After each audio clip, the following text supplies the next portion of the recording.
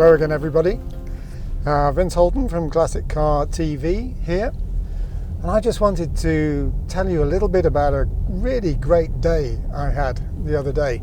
A day which wasn't intended to be a filming day at all. I didn't take any real cameras along with me, but I still ended up doing something very special. Now, if you've watched the videos so far, you'll see we've made quite a few films about classic cars, ranging from pre-war cars through to 70s cars, and recently we've been doing the modern classics series, in which we've featured the McLaren MP412C, and then most recently I made the film about all of the air-cooled 911 RSs, the 2.7 RS, the 964 RS and the 993 RS. I'll provide links to all of those below. So we've done English cars in modern classics and we've done German cars, but what we haven't featured in any of the films so far is any Italian cars, and that's obviously something I needed to put right. So with this in mind, I've started to put feelers out, and I got really excited recently because I got to be able to spend a day with a Ferrari Daytona. Now, not just any old Ferrari. The Daytona was built by Ferrari between 1968 and 1973 and was ultimately succeeded by the Berlinetta Boxer. When the Daytona came out, it wasn't actually called a Daytona, it was called a 365 GTB4. But it became known as the Daytona by common usage of that name after Ferraris came first, second and third in the 1967 Daytona 24 Hours. Featured a 4.4 litre V12 engine, the Colombo V12. And a total of 1,406 Daytonas were built of all types. Of these, 122 were Spiders, and of the Spiders, just 7 were made in right-hand drive. And I was going to spend the day with one of those 7. They're known as the Magnificent 7, and everyone is known around the world. By the way, I'm travelling today in my daily driver, which is, if anybody's interested, a Range Rover Velar, which will probably appear from time to time in the background in some of my videos, and if I remember correctly, even features in the background of some of the shots I produced with the Ferrari.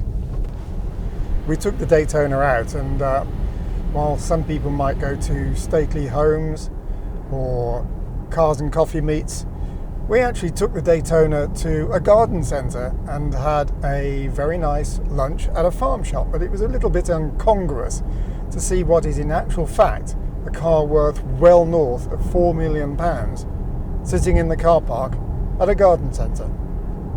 It would be easy to think of the Daytona as a creaky old classic, but in actual fact the car drove absolutely beautifully. It's still fast by today's standards and handles very well indeed. And the noise, oh that noise.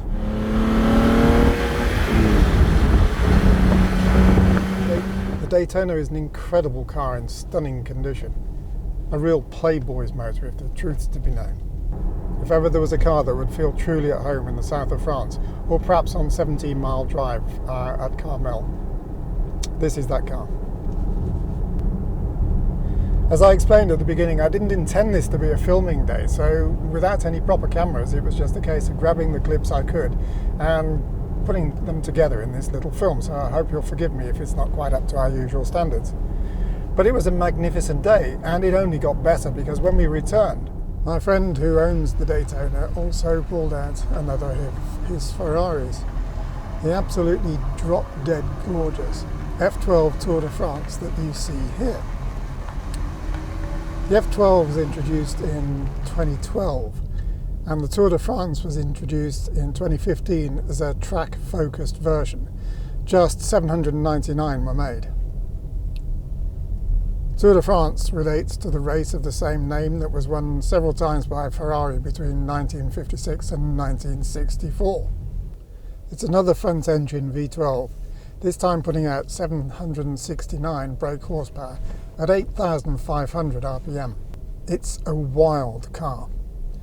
I don't think my friend and the owner of the car would mind me telling you that when I asked him of all the fast cars he's experienced, which one he'd identify as the most, well, let's say intimidating, he named the F12 Tour de France.